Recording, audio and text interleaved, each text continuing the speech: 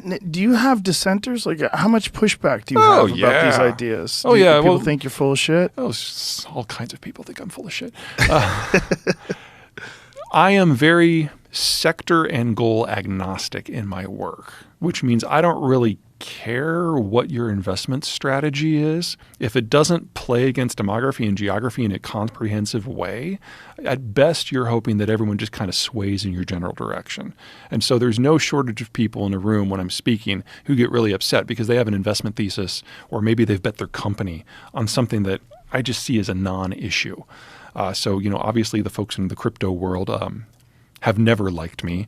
And I dropped a video last night about how EVs are just a disaster that aren't going to be with us very much longer. And I've gotten some interesting communications because of that one. So things like this happen with me with almost every presentation. And last year I gave 179 presentations. What is your perspective on EVs?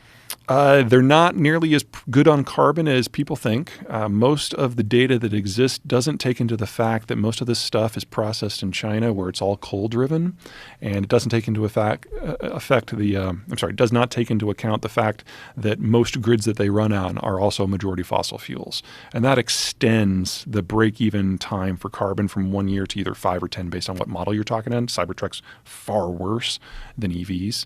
But the bigger problems, we're just not going to be able to make them much longer. If we really do want to electrify everything, that doesn't just mean EVs, that means the entire system that feeds into the EVs. We need twice as much copper and 4 times as much chromium and 4 times as much nickel and 10 times as much lithium and so on. We have never, ever in any decade in human history doubled the amount of a mainline material production in 10 years, ever. And we need all of this by 2030?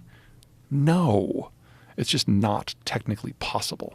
So how does the government, say, of California, justify these mandates when they're saying something like by 2035, all combustion vehicles must stop being sold in the state of California? Well, let's put the ideology to the side, because I'm not even going to try to explain that.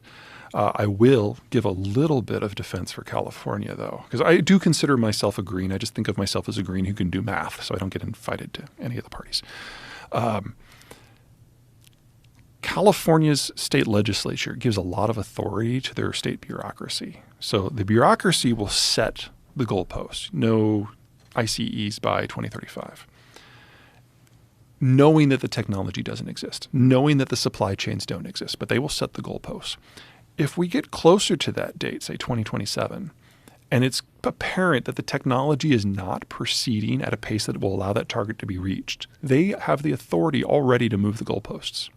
And they do this on clean air issues. They do this on toxicity. They've done it on nuclear power. They undoubtedly will end up doing it on EVs. So do you think it's one of those things where there's a bunch of green people who don't do the math? Oh, yeah. And it just sounds great. It falls in line with the progressive ideology. We need to, carbon neutral. We can do this. Everyone go electric. Yeah, and there is a fascinating discussion happening in the environmental community right now because they're being confronted with reality. So California and Germany have very similar green tech policies, but the Germans have spent 3 times as much as California, but are only getting about 1/5 as much power. Because I don't know if you've ever been to Germany, but the sun doesn't shine in Germany. And now with the Russians on the warpath and their clean-ish energy from natural gas going away, they're going back to lignite coal in force. It was already their number one source of power. Germany, the idea that Germany is green is ridiculous because they rely on really, really dirty coal now, especially so.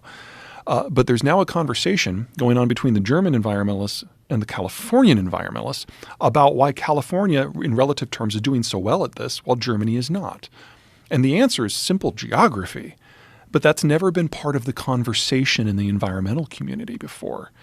Now it is. They should have had this conversation 15, 20 years ago, but they're having it now.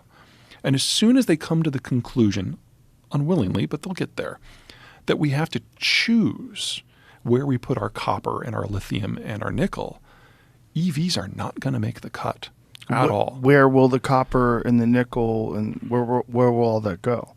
It'll be focused on the green techs that actually work in the geographic areas where it can be applied. So you put solar panels outside of Tucson. You put wind turbines outside of Tulsa. That works with the technology we have now. You do not put solar panels in Connecticut. That's stupid. That actually increases your carbon footprint.